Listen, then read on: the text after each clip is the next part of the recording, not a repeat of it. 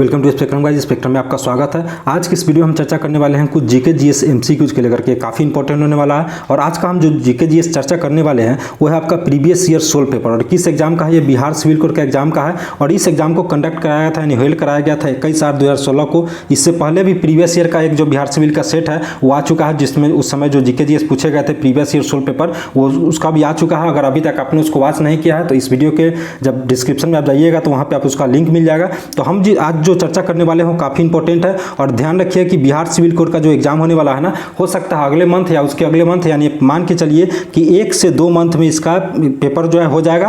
तो आप पूरी तरह से लगे रहिए। साथ ही आपको करना क्या है कि चैनल को सब्सक्राइब करना है, वीडियो को लाइक करना है।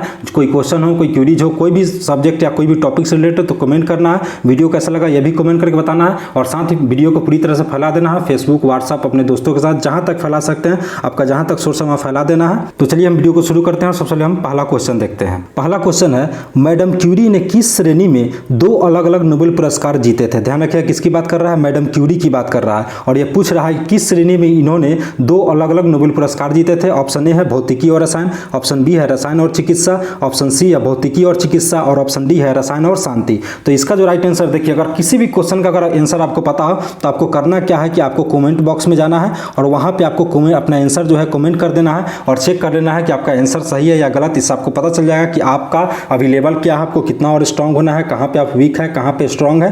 तो इसका काफ़ी आपको एग्जाम में जो है हेल्प मिलने वाला है। तो इसका जो राइट आंसर है ऑप्शन ए है। अब देखिए हमने क्या किया, हर एक क्वेश्चन के लिए, हर एक क्वेश्चन के साथ हमने कुछ की फैक्ट को रखा है। क्या रखा है? की फैक्ट रखा है। तो अब आपके मन में आ रहा हो कि इस की फैक्ट का फायदा क्या होगा। तो मान लीजिए कि हमने इस क्वेश्चन में चर्चा किया मैडम क्यूरी के बारे में, लेकिन हो सकता है वो किसी और पर्सन के बारे में पूछ दिया, हो सकता है नोबेल पुरस्कार से रिलेटेड साइंस या फिजिक्स या केमिस्ट्री के किसी और से रिलेटेड कोई और बातें पूछ दे। तो इन सारी चीज़ों की हम चर्चा किस में करेंगे? की फैक्ट में करेंगे। तो आपको इस की फैक्ट को करना क्या है कि या तो पहले आप इसका स्क्रीनशॉट ले लेंगे, या आपका क्या कर सकते हैं कि इसको आप अपने नोटबुक में लिख सकते हैं। जिसका आपको फायदा क्या होगा कि आपको वो सारी जानकारी आपके नोटबुक में रहेगी एग्जाम से पहले, या आप कभी भी उसको देख सकते हैं। तो चलिए हम इसका की फैक्ट को देखते हैं। तो देखिए मैडम क्यूरी ने 2 बार अलग अलग नोबेल पुरस्कार जीते थे। और किस किस क्षेत्र में? पहला भौतिकी और दूसरा रसायन के क्षेत्र में, यानी फिजिक्स के क्षेत्र में और केमिस्ट्री के क्षेत्र में। इसके अलावा अगर बात करें मैडम क्यूरी को लेकर के, तो 1903 में इनको नोबेल पुरस्कार से सम्मानित किया गया था। किस चीज़ के लिए? रेडियो एक्टिविटी खोज के लिए।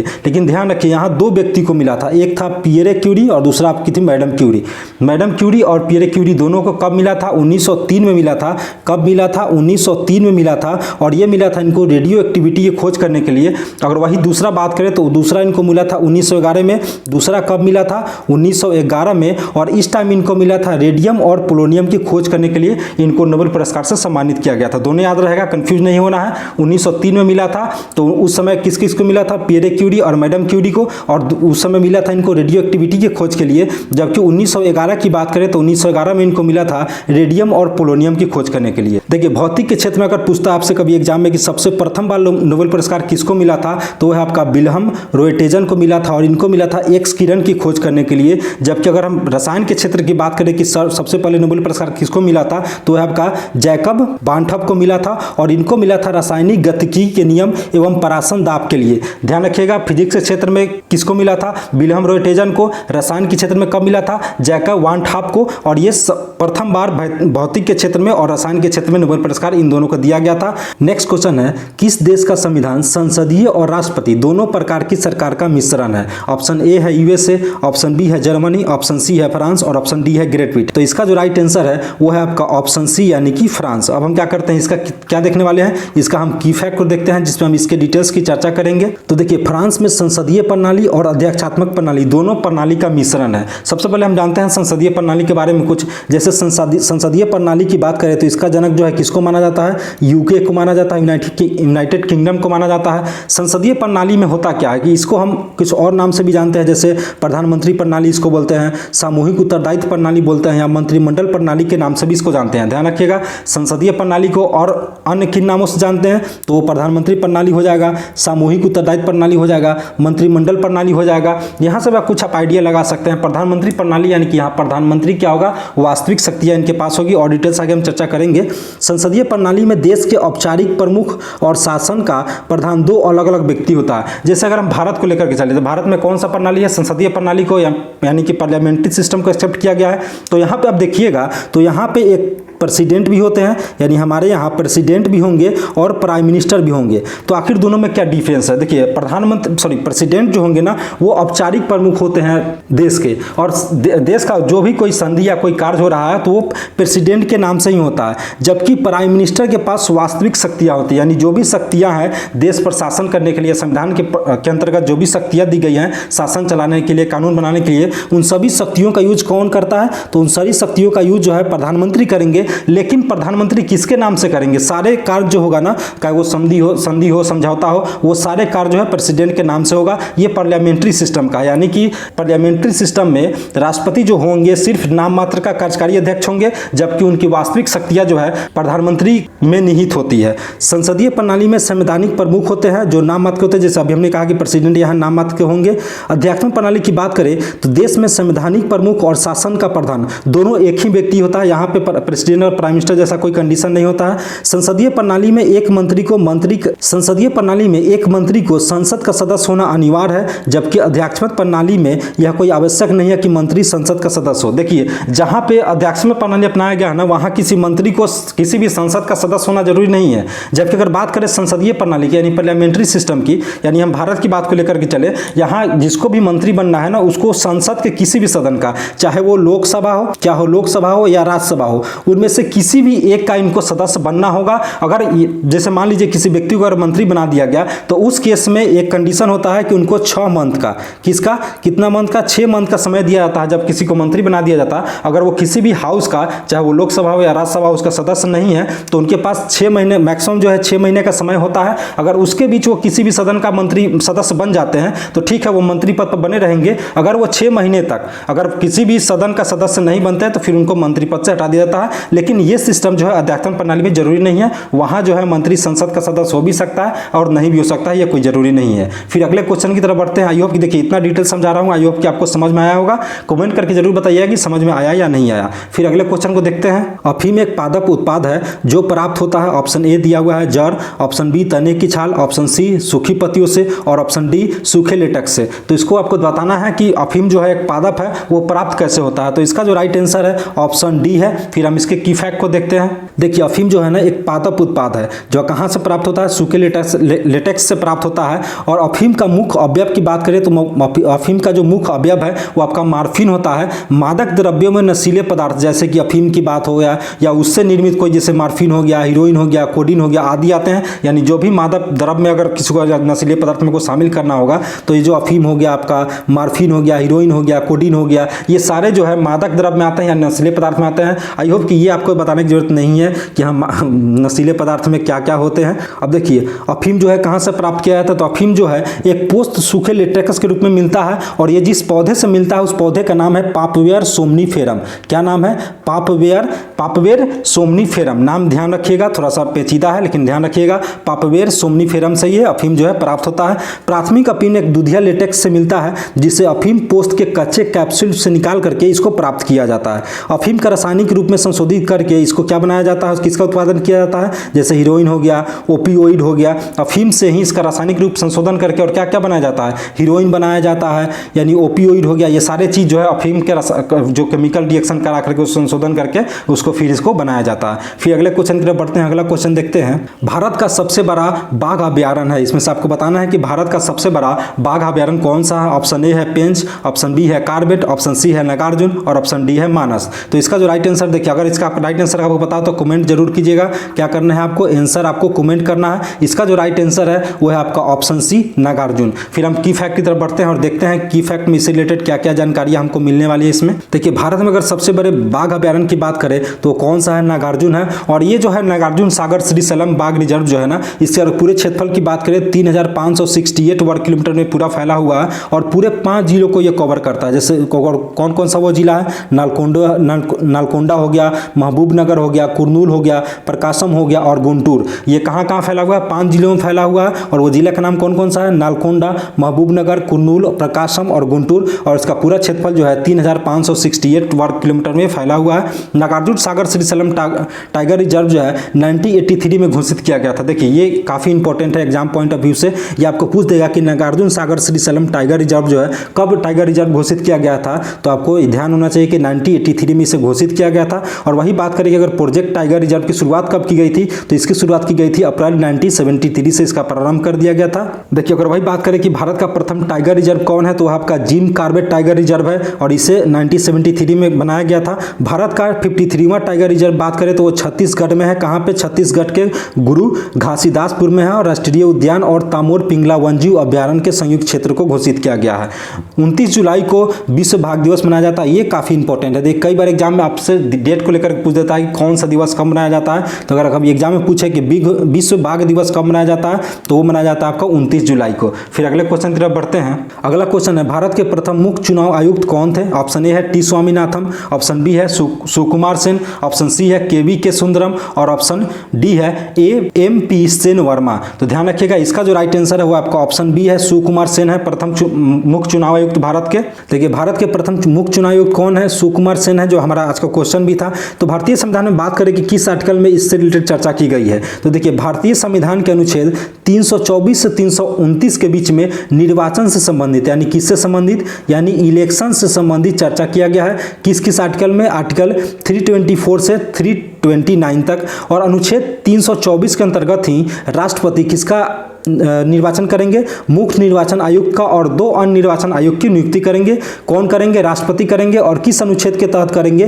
तो आपका अनुच्छेद हो जाएगा 324। कौन करेंगे? तो राष्ट्रपति करेंगे। ये काफी इंपॉर्टेंट है, इसे आप एक्स्ट्रा नोट करते चलिएगा। ये VVI क्वेश्चन है, कई बार एग्जाम में पूछा है कि मुख्य निर्वाचन आयुक्त की नियुक्ति कौन करता है, तो राष्ट्रपति करता है। और किस अनुच्छेद के अंतर्गत करता है? तो अनुच्छेद 324 के अंतर्गत करता है। और इनकी नियुक्ति जो है ना 6 वर्ष के लिए, या जब तक वो 65 वर्ष की आयु नहीं हो जाती उनकी, तब तक के लिए पद पर रहेंगे। यानी कि इनका कार्यकाल जो होगा 6 वर्ष के लिए होगा या 65 वर्ष की आयु तक के लिए होगा। और ध्यान रखिएगा, अगर मान लीजिए उनको नियुक्त कर दिया गया और 6 साल वर्ष पूरने से पहले ही उनका उम्र जो है अगर 65 वर्ष हो गया, तो उन्हें उस पद से हटना पड़ता है।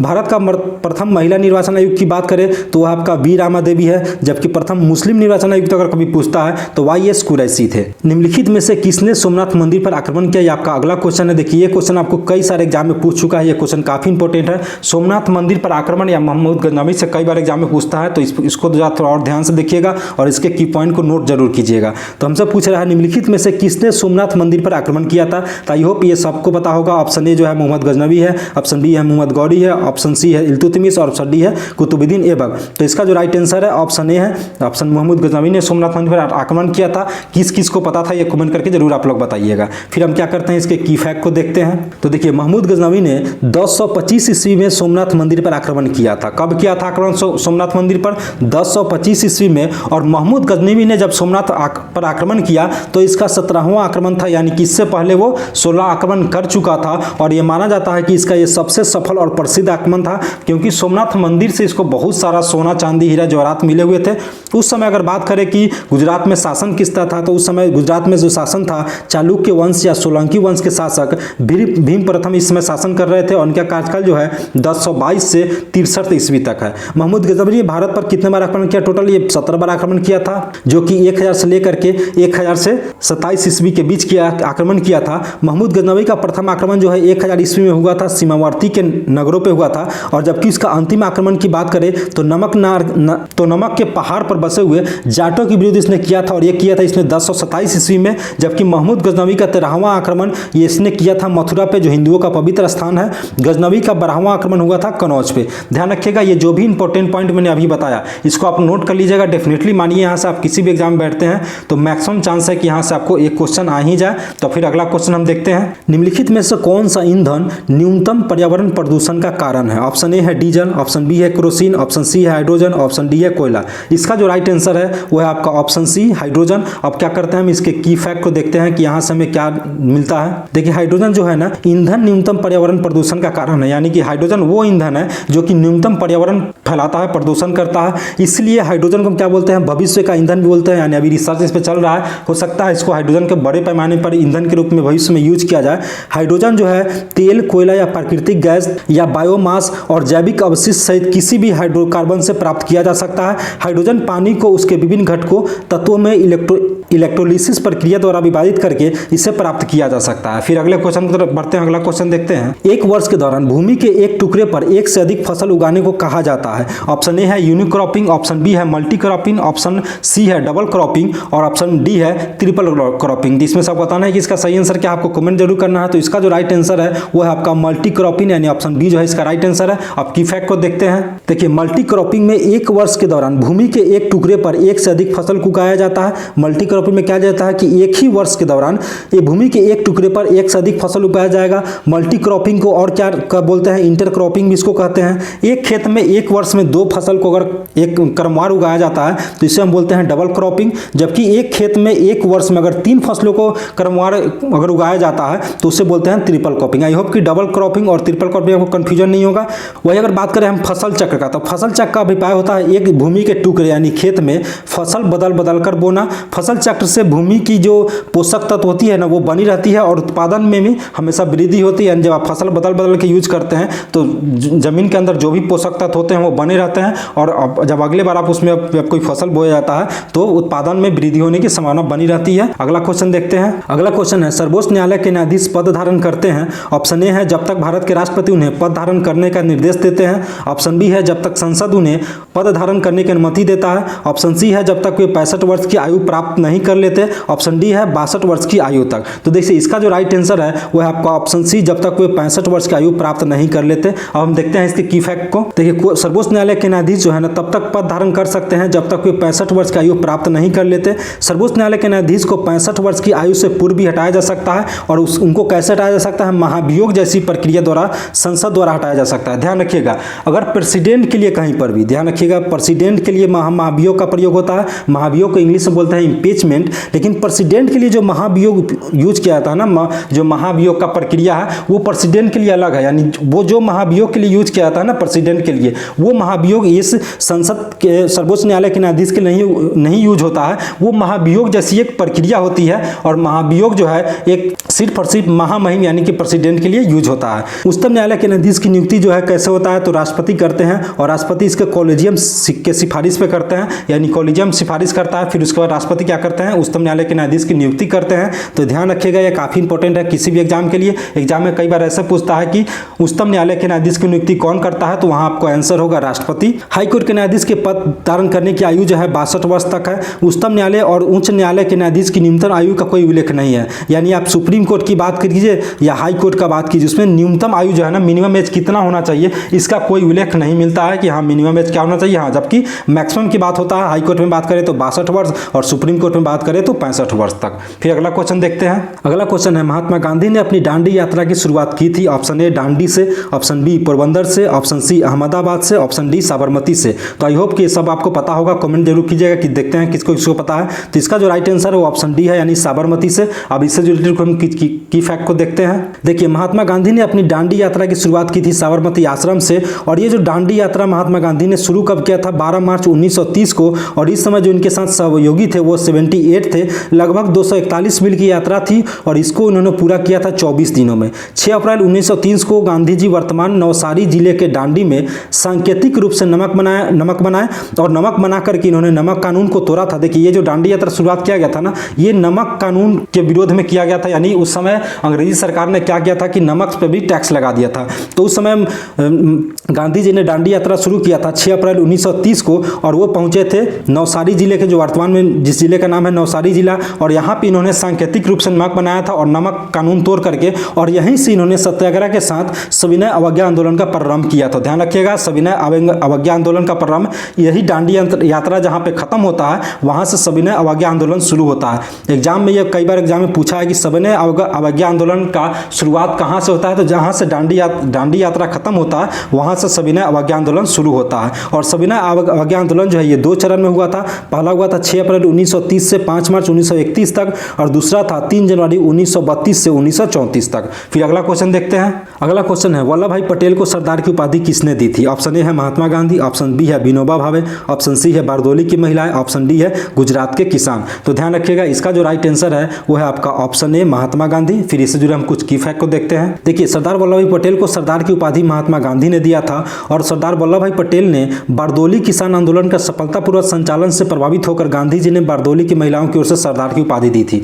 ध्यान रखिएगा महात्मा गांधी ने इन्हें क्यों दिया था, क्योंकि सरदार वल्लभ भाई पटेल ने बारदोली में जो किसान आंदोलन हुआ था उसका इन्होंने सफलतापूर्वक सफलतापूर्वक संचालन किया था, इससे प्रभावित होकर के महात्मा गांधी ने इन्हें सरदार की उपाधि दी थी। और ये किसकी ओर से दिया था? ये जो बारदोली की महिलाएं थी ना, उनकी ओर से ये उपाधि मिला था महात्मा गांधी के द्वारा। वल्लभ भाई पटेल अपने राजनीतिक करियर की शुरुआत खेरा किसान सत्याग्रह से किया था। वल्लभ भाई पटेल ने कांग्रेस के 1931 में हुए कराची अधिवेशन की अध्यक्षता की थी। तो ध्यान रखिएगा, राजनीतिक करियर की शुरुआत वल्लभ भाई पटेल कहां से करते हैं? खेरा किसान आंदोलन से करते हैं। जबकि ये आपका इंपॉर्टेंट है कि उन्होंने 1931 में कराची अधिवेशन की अध्यक्षता की थी। सरदार वल्लभ भाई पटेल की बात करें तो उन्होंने देश के एकीकरण में महत्वपूर्ण भूमिका निभाया था। ये सभी जानते हैं कि देश को जब एक सूत्र में पिरोने की बात आई, यानी भारत को अखंड करने की बात आई, तो इन्होंने उसमें सरदार वल्लभ भाई पटेल का क्या योगदान था ये कहने वाली बात नहीं है, इनका काफी महत्वपूर्ण योगदान था। वल्लभ भाई पटेल को भारत का बिस्मार्क भी कहा जाता है। इसे ध्यान रखिएगा, कभी कभी एग्जाम में ये पूछ देता है कि भारत का बिस्मार्क किसे कहा जाता है, तो आपको सरदार वल्लभ भाई पटेल को बुलाता है। सरदार वल्लभ भाई पटेल को देसी रियायत के विलय के कारण इन्हें लौह पुरुष की उपाधि भी दिया गया। तो ये तो सभी जानते हैं कि लौह पुरुष कौन है? सरदार वल्लभ भाई पटेल है। और ये जो देसी रियायत को विलय करा था ना, इसके लिए इन्हें लौह पुरुष की उपाधि दिया गया था। भूदान आंदोलन का जनक विनोबा भावे को माना जाता है। फिर अगले क्वेश्चन की तरफ बढ़ते हैं। अगला क्वेश्चन है, पहली भारतीय उपग्रह आर्यभट्ट कब प्रक्षेपित किया गया था? ऑप्शन ए है 1972 में, ऑप्शन बी है 1975 में, ऑप्शन सी है 1977 में और ऑप्शन डी है 1979 में। तो इसका जो राइट आंसर है ऑप्शन बी 1975। फिर हम की फैक्ट को देखते हैं। तो ये पहला भारतीय उपग्रह आर्यभट्ट ये कब प्रक्षेपित किया गया था? 19 अप्रैल 1975 को। और आर्यभट्ट उपग्रह को कॉस्मोस 3M प्रक्षेपण यान का प्रयोग किया गया था। इसको प्रक्षेपित करने के लिए किस यान का प्रयोग किया था? तो कॉस्मोस 3M प्रक्षेपण यान था ये। सबसे पहले भारतीय दूरसंचार उपग्रह जो है आपका एप्पल है। एप्पल को एरियन 1 से प्रक्षेपण यान द्वारा कब इसको भेजा गया था? 19 जून 1981 को फ्रेंच गुयाना से प्रक्षेपित किया गया था। फिर अगला क्वेश्चन देखते हैं, पाकिस्तान का नाम किसने गढ़ा? ऑप्शन ए है मोहम्मद अली जिन्ना, ऑप्शन बी है फजलुल हक, ऑप्शन सी है लियाकत अली खान, ऑप्शन डी है चौधरी रहमत अली। तो इसका जो राइट आंसर है ऑप्शन डी है चौधरी रहमत अली। अब की फैक्ट को देखते हैं। देखिए, पाकिस्तान का नाम जो है ना किसने गढ़ा था? ये चौधरी रहमत अली ने गढ़ा था। चौधरी रहमत अली जो था ये कैम्ब्रिज विश्वविद्यालय के स्नातक के छात्र ने ग्रेजुएशन इन्होंने कहाँ से किया था?